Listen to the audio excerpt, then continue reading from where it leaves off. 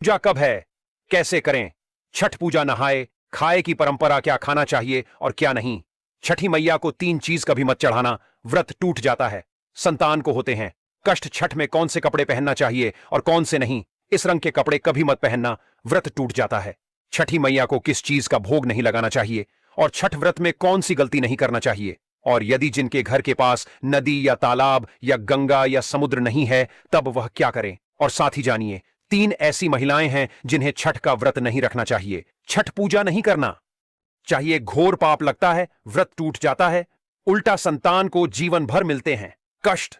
और यदि आपने छठ पूजा में यह कार्य कर लिया, यह उपाय कर लिया, तो आपको दुनिया की कोई भी ताकत करोड़पति होने से रोक नहीं पाएगी। प्राचीन जानकारी चैनल के घर के सदस्य भी, घर की महिलाएं भी यह कार्य जरूर करती हैं दोस्तों। हिंदी पंचांग के अनुसार छठ हर वर्ष कार्तिक मास के शुक्ल पक्ष की षष्ठी यानी छठी तिथि पर मनाया जाता है। यह हमेशा दीपावली के 6 दिन बाद पड़ता है, जो नहाए खाए की परंपरा से प्रारंभ होता है।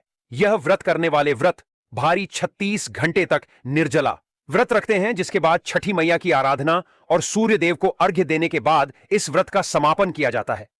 यदि संतान आपकी बार बार बीमार पड़ जाती है, सर्दी खांसी जुकाम, बार बार अस्पताल में बच्चा भर्ती होता है, उसके इंजेक्शन बार बार लगते हैं, बच्चों के शरीर पर सूजन आ जाती है, पैर में तकलीफ, शरीर में तकलीफ, तब ऐसे समय में उस स्त्री को छठ पूजा अवश्य करना चाहिए जिसकी संतान को कष्ट मिलते हैं। तब छठी मैया की कृपा से छठ माता स्वयं उस संतान की रक्षा करती है। छठी मैया बहुत प्यारी है, संतान की स्वयं रक्षा करती है, परिवार की रक्षा करती है। परिवार में कभी विपदाएं नहीं आती। छठी माता का हृदय इतना कोमल है जिसकी आप कल्पना नहीं कर सकते।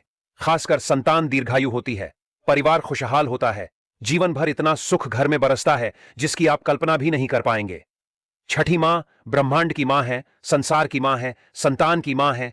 जो सच्चे दिल से एक बार छठी मैया को प्रसन्न कर लेता है, समझो उसने 7 बार पृथ्वी की परिक्रमा कर ली, गंगा स्नान कर लिया, धार्मिक यात्रा कर ली, देवताओं की परिक्रमा करना माना जाता है। छठ पूजा 2025 शुभ मुहूर्त कार्तिक माह के शुक्ल पक्ष की षष्ठी तिथि 27 अक्टूबर 2025 को सुबह 6:04 से शुरू होगी और 28 अक्टूबर 2025 को सुबह 7:59 पर समाप्त होगी। दोस्तों, सबसे पहले हम यह जानते हैं कि ऐसी कौन सी महिलाएं हैं जिन्हें छठ पूजा नहीं करनी चाहिए। लगता है घोर पाप और व्रत टूट जाता है, छठी मैया क्रोधित हो जाती है। हम यह भी बताएंगे माता को क्या चढ़ाना चाहिए, क्या नहीं, खाने में क्या खाना चाहिए और क्या नहीं। हम इस वीडियो में बारी बारी जानकारी बताएंगे, तो वीडियो आज की बहुत ही सुंदर है, अंत तक बने रहे। सुंदर सी वीडियो को पहले लाइक करें और हमारे चैनल को सब्सक्राइब जरूर करें। सच्चे दिल से कमेंट में लिखें, जय हो छठी मैया की। छठी मैया स्वयं आपकी संतान की रक्षा करेंगे, आपके घर में छठी मैया खुद चलकर आएंगी, मां का होगा वास। दोस्तों, छठ पूजा का व्रत ऐसी महिलाएं गलती से भी ना रखें, अन्यथा आपकी संतान की मृत्यु हो सकती है, पति पर भारी संकट आ सकते हैं, उल्टा आप पाप के भागीदार बन सकते हैं। ऐसी महिलाएं छठ पूजा से रहे दूर। दोस्तों, कार्तिक मास की षष्ठी को छठ मनाई जाती है। छठे दिन पूजी जाने वाली षष्ठी को बिहार में आसान भाषा में छठी मैया कहकर पुकारना है। यह त्योहार अपितु महाराष्ट्र, झारखंड, उत्तर प्रदेश तथा पश्चिम बंगाल, यहां तक कि विदेशों में रहने वाली महिलाएं भी भली भांति इस पर्व को मानती हैं।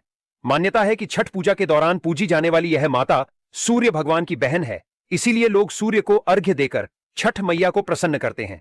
वहीं धर्मशास्त्र और पुराणों में मां दुर्गा के छठे रूप कात्यायनी देवी को भी छठ माता का ही रूप माना जाता है। छठ मैया को संतान देने वाली माता के नाम से भी जाना जाता है। मान्यता है कि यह पर्व संतान के लिए मनाया जाता है, खासकर वह जोड़े जिन्हें संतान की प्राप्ति नहीं हुई है, तो वह छठ का व्रत रखते हैं। वहीं सभी अपने बच्चों की सुख शांति के लिए मनाते हैं।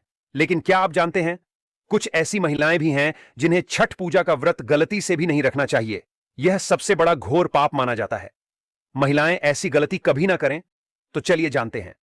देखिए, सबसे पहले अपनी राशि कमेंट बॉक्स में जरूर डाल दीजिएगा। यदि आपकी राशि के अनुसार हमारे पास कोई उपाय होगा तो वह आकर हम आपके कमेंट के रिप्लाई में बता देंगे। और हां, एक लाइक जरूर करें। जय हो छठी मियां की। दोस्तों, शास्त्रों के अनुसार जो लोग अधूरी शादी करते हैं वह शास्त्र का अपमान करते हैं। अधूरी शादी जैसे कि कोर्ट मैरिज और शादी के बिना ही संतान की उत्पत्ति कर देना सबसे बड़ा पाप है।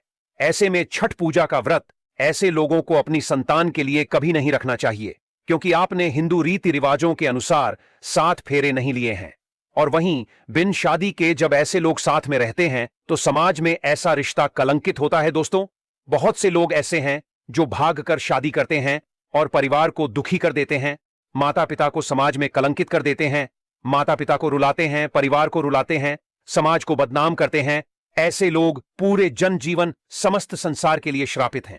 देखिए, परिवार को रुलाकर हमेशा रिश्ते अनर्थी होते हैं, रिश्ते जुड़ते नहीं हैं। इसीलिए जो लोग भागकर शादी करते हैं और कोर्ट मैरिज कर लेते हैं, 7 फेरे नहीं लेते हैं, हिंदू रीति रिवाज के साथ शादी नहीं करते, विवाह नहीं करते, तो उनके लिए यह व्रत उचित नहीं है। 7 फेरे का मतलब होता है आपने अग्निदेव का आशीर्वाद लिया, 33 कोटि देवी देवता का आशीर्वाद लिया, मां बाप का आशीर्वाद लिया, परिवार का आशीर्वाद लिया, समाज को सम्मान दिया। मतलब अब आप पूज्य योग्य हैं, आप भगवान की सेवा कर सकते हैं, आप कोई भी व्रत आदि परंपरा के साथ कर सकते हैं। यदि जिस स्त्री को हल्दी ना लगी हो, जिस पुरुष को हल्दी ना लगी हो, ऐसा विवाह भी अशुभ होता है। शादी में हल्दी अवश्य लगना चाहिए, तभी ही आप व्रत आदि रख सकते हैं, पूजा पाठ कर सकते हैं, किसी भी मांगलिक कार्य में आप शामिल हो सकते हैं। इसीलिए ऐसी स्त्री किसी भी धार्मिक कार्य में तभी सफल व शामिल हो सकती है जब वह अग्नि के साथ फेरे ले ले। ऐसी शादी को ही शास्त्रों में सर्वश्रेष्ठ माना जाता है। ऐसे में अगर आपकी अधूरी शादी है तो आप छठ पूजा कभी ना करें। आपके ऐसा करने से छठी मैया का अपमान माना जाएगा और आपको पाप लग सकता है। दोस्तों,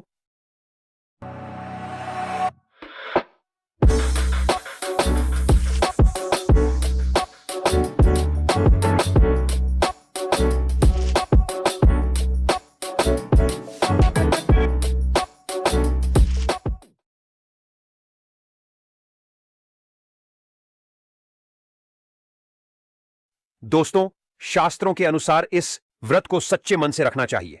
अगर कोई महिला शौक में यानी बेमन से इस व्रत को रखती है तो उनके पति या संतान की मृत्यु या उन पर कष्ट आ सकते हैं। सच्ची श्रद्धा के साथ छठ पूजा का व्रत रखना चाहिए।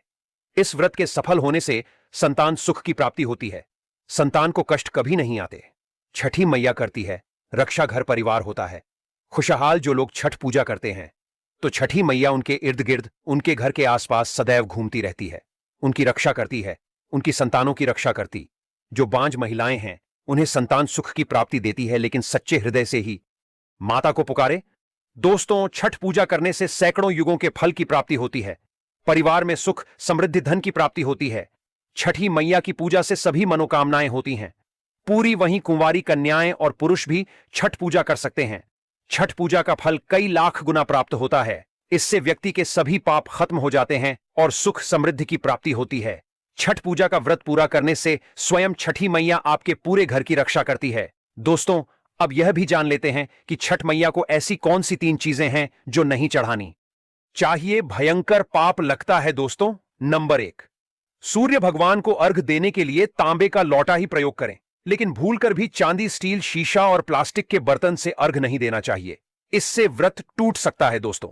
नंबर 2, व्रत के दौरान घर में कभी भी मांसाहार न बनाएं और ना ही परिवार में किसी को खाने दें। जो लोग इस दिन लहसुन प्याज का खाना बनाते हैं और खाते हैं तो उन्हें छठी मैया उल्टा बर्बाद कर देती है, श्राप दे देती है। इस दिन छठी मैया को भोग लगता है, तो घर में यदि आपके परिवार में किसी ने व्रत रखा है तो आप भी लहसुन प्याज का इस्तेमाल ना करें। आप किसी और दिन को खा सकते हैं, लेकिन मांस, मदिरा, लहसुन प्याज आदि ना खाएं।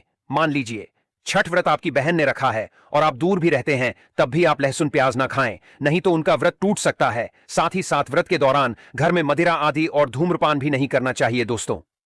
नंबर 3, छठी मैया का प्रसाद बहुत ही शुद्धता के साथ बनाया जाता है। उनका प्रसाद हमेशा ऐसे चूल्हे पर बनाएं जिसे ताजी लेपा गया हो। यदि गैस पर बना रहे हो तो गैस स्टोव को अच्छी तरह से धो लें। पहले से बने चूल्हे पर कभी प्रसाद ना बनाएं, इसके लिए नया चूल्हा ही बनाएं दोस्तों। नंबर 4, सूर्य को अर्घ्य देने से पहले कभी भी भोजन ग्रहण ना करें, घोर पाप लगेगा। व्रत भारी लोगों को पहले और दूसरे दिन सूर्य को जल देने के बाद ही भोजन करना चाहिए।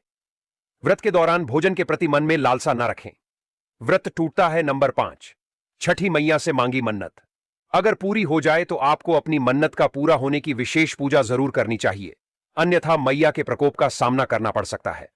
नंबर 6, छठ का व्रत करने वालों को जमीन पर 4 दिन तक सोना चाहिए।